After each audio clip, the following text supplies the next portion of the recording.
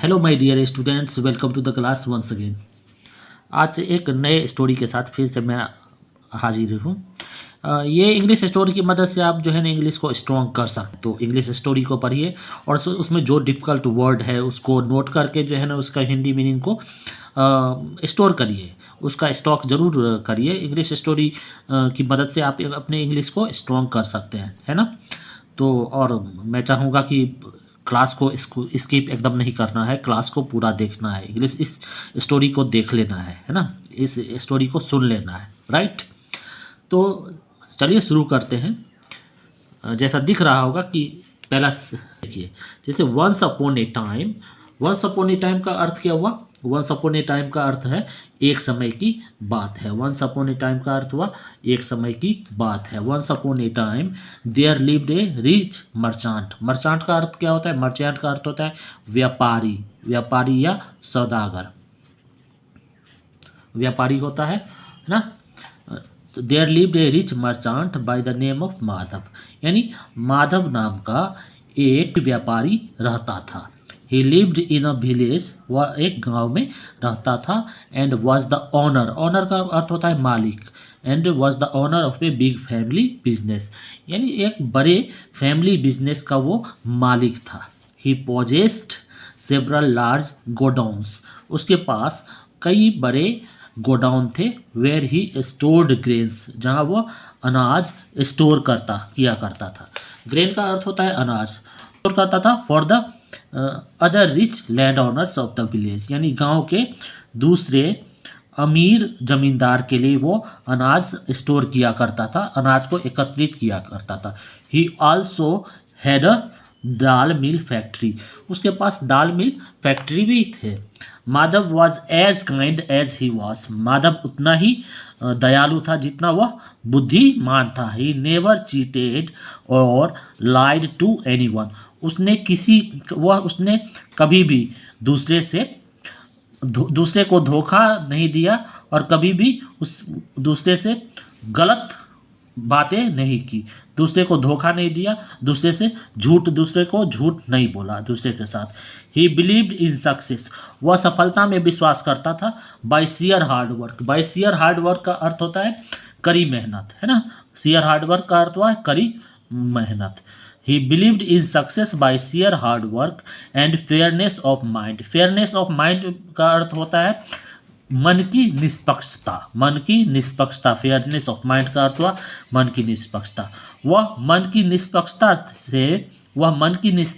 से और कड़ी मेहनत से सफलता में ही विश्वास करता था। दस का अर्थ होता है इस प्रकार। दस he was non for his good reputation. Reputation का अर्थ होता है प्रतिष्ठा, प्रसिद्धि, ख्याति। रेपुटेशन का अर्थ होता है प्रतिष्ठा होता है, हाँ, प्रसिद्धि होता है और ख्याति होता है रेपुटेशन का अर्थ। तो इसीलिए वह दूर दूर तक जो है ना अपनी अच्छी प्रतिष्ठा के लिए, अपनी अच्छी प्रसिद्धि के लिए, अपनी अच्छी ख्याति के लिए जाना जाता था। अब आगे है, Madhav's village was situated near a river. Madhav का गांव एक नदी के नज़दीक क्या था? सिचुएटेड था, स्थित था। सिचुएटेड का अर्थ होता है स्थित, सिचुएटेड का अर्थ हुआ स्थित।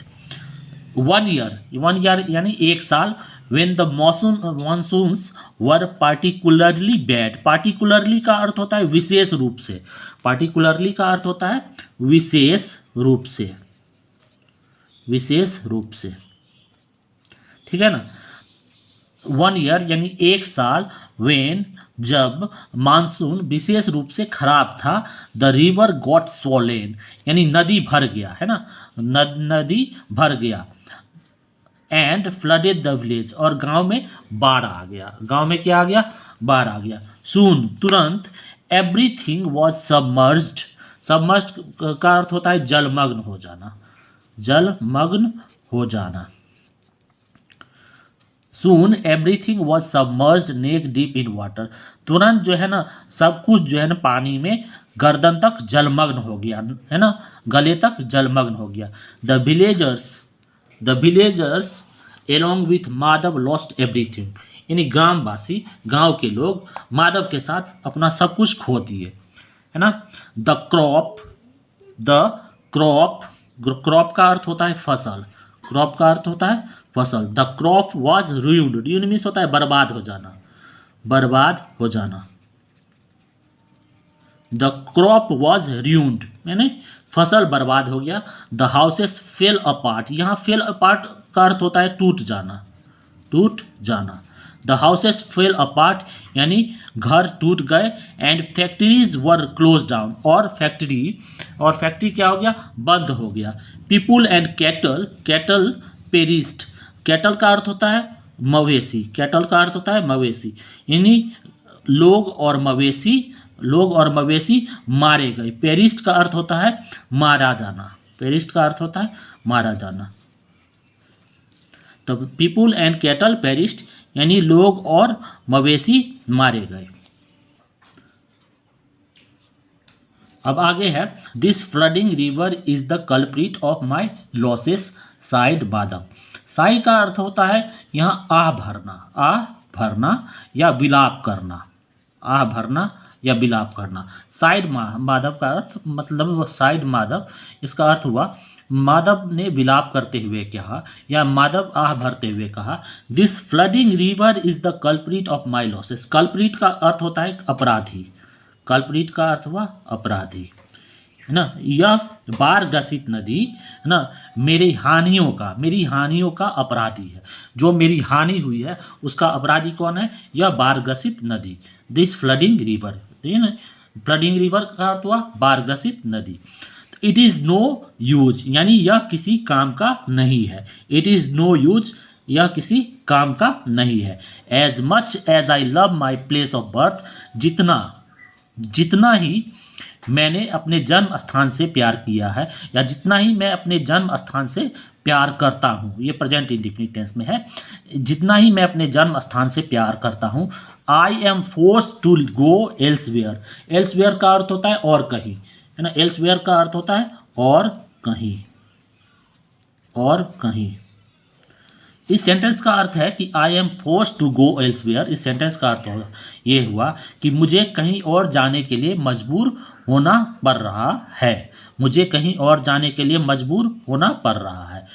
ठीक है, तो आगे है, but where will you go asked his friend Samu, ने उसके दोस्त सामू ने उससे पूछा, उसके सामू ने उससे कहा कि but where will you go, लेकिन तुम कहाँ जाओगे। यू हैव नो मनी, तुम्हारे पास पैसे नहीं है। How will you start again, तुम पुनः कैसे स्टार्ट करोगे, तुम पुनः अपना बिजनेस कैसे स्टार्ट करोगे। तो यस, हाँ, the terrible flood has made me suffer heavy losses. हाँ, इस टेरिबल का अर्थ होता है भयानक, terrible flood has made me suffer heavy losses. इस भयानक बाढ़ की वजह से मुझे भारी क्षति का नुकसान उठाना पड़ रहा है। Said Madhav undefeated, undefeated means होता है अपराजित।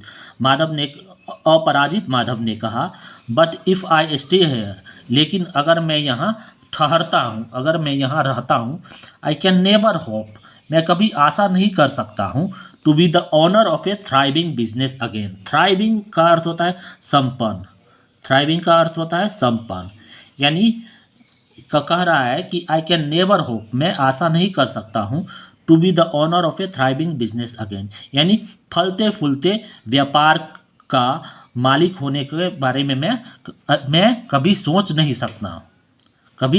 सकता हूँ। I am living the village, मैं गांव छोड़ रहा हूँ। I asked you before where will you go, said Samu, यानी सामू ने कहा, है ना, मैंने तुमसे पहले ही कहा वेयर विल यू गो, तुम कहाँ जाओगे, राइट। तो आज के लिए बस इतना ही, आज के लिए बस इतना ही है, राइट। कमेंट जरूर करें कि इसका नेक्स्ट पार्ट लेके आना है कि नहीं है, राइट।